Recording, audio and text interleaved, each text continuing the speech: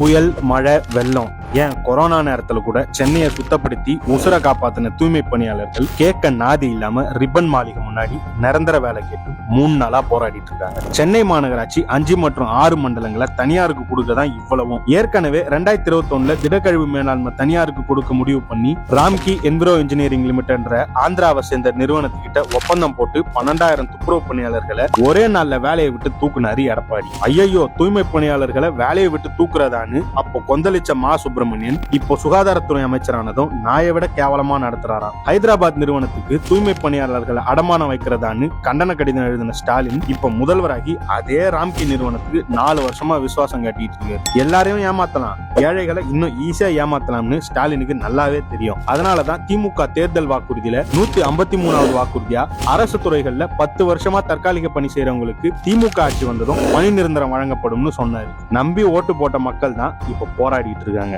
ஆட்சிக்கு வந்ததும் 2022 அரசாணை 152 வெளியிட்டு அதுல தூய்மை பணியாளர்கள், துப்புரவு பணி மேற்பார்வையாளர்கள் உள்ளிட்ட நிரந்தர பணியாளர்கள் ஓய்வு பெற்ற பிறகு அந்த பணியிடங்களை நிரப்பக்கூடாது. எதிர்வரும் காலங்கள்ல இப்பணிகளை வெளிமுகமை, அதாவது அவுட் சோர்சிங் அஸ் சர்வீசஸ் மேற்கொள்ளப்பட வேண்டும்னு நிரந்தர வேலை வரும்னு காத்திருந்த மக்கள் தலையில குண்ட தூக்கி போட்டாரு ஸ்டாலின். 250 நாட்களுக்கு தொடர்ந்து வேலை செஞ்சாலே பணி நிரந்தரம் செய்யலாம்னு சட்டம் சொல்லுது. 10-20 வருஷத்துக்கு மேல வேலை செஞ்சோம் மக்களுக்கு பணி நிரந்தரம் வேணும்னு கோர்ட்டுக்கு போயிருக்காங்க. தேர்தல் வாக்குறுதியில வேலை தருவோம்னு சொன்ன ஸ்டாலின் ஐயா கோர்ட்ல என்ன சொன்னார் தெரியுமா?